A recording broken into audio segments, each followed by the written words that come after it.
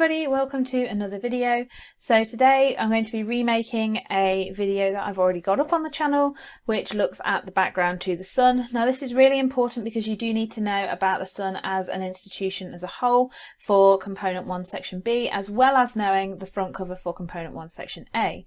Because they changed the front cover from a year ago to now, I thought it'd be useful to remake this video. A lot of the information will stay the same, but I'll be able to link it closely to what is going on within that front cover, and it just makes it a little bit more relevant for you guys.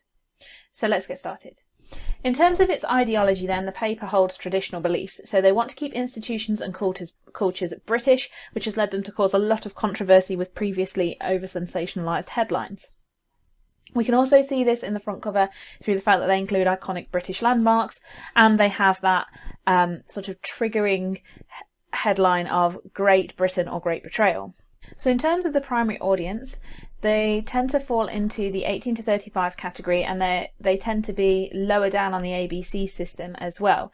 Now, although they tend to be male, there's a lot in the paper that appeals to females as well. Now, many of the audience are likely to have low-paid careers, and they may be considered strugglers or resigned on the 4C system.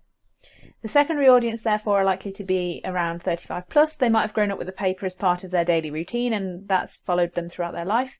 It's also likely that women will be a larger proportion of the secondary audience, and they may well be higher on the ABC scale, possibly succeeders, but mostly we're looking at a lower income audience.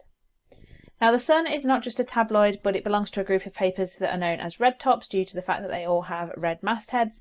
Like many other papers, the Sun also has a website through which the audience can access more information, and also has a large range of content. It's also got a lot of links to social media so that different audiences can get involved, and it tends to be females who use the social media because they tend to be bigger users of social media as a whole.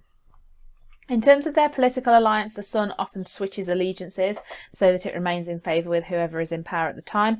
Having said this, it does support the Conservative Party more than it does Labour, which might be why it was such an avid supporter of Brexit. The main stories that are published by the Sun would fall into the entertainment genre, and although the paper tries to be family orientated by offering things such as cheap holidays, savers clubs, it was well known and is still well known for page 3. Now, initially page 3 showed topless women. They have moved to clothing women, although there's not a lot of clothing on them. It does, however, include politics and world news. It just does this in a more sensationalised way than newspapers that we've already looked at, like The Guardian. Now, the paper was first published in 1964 as a broadsheet, so we've got both The Sun and The Guardian moving from broadsheets down into tabloids. It is now one of the most popular tabloid papers within the UK. It's owned by News UK, which is part of Rupert Murdoch's empire, and its current editor is Tony Gallagher. If you haven't already looked up who Rupert Murdoch is, it would be a really good idea to do so because he is quite the media mogul. If you would like me to do a video on him, then please just pop a comment in the comment section below and I'll add that to the list of videos that I have yet to make.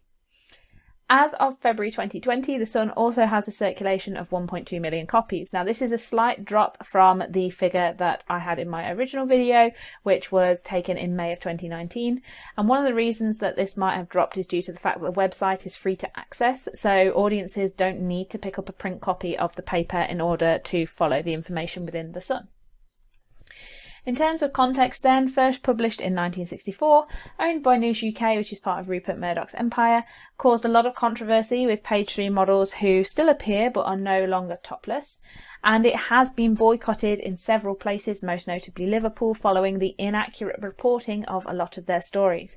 Again, if you would like me to look at controversies within The Sun, please let me know in the comment section below and I will make a whole video on that because there is a lot of content that we could include. In terms of social context then, they're heavily critical of public services such as police and teaching, which is why many of the images on the front cover are of private businesses, but they are incredibly supportive of British institutions such as the NHS. They also typically cater to low-income families. In terms of our cultural context then, and again remember that social and cultural context often overlap each other, they hold traditional cultural beliefs that revolve around old British values, which is why we have so many institutions that seem, or that have historical meaning behind them. And they often use their bias to convince or persuade the audience to follow their cultural beliefs, normally through the headlines, through English techniques such as rhetorical questions, play on words or puns as well. And finally, in terms of our political context, they are a long-term supporter of the Conservative Party. They've been known to switch their allegiance depending on who is in power over time, but they do use their bias to convince and persuade the audience to follow their political beliefs.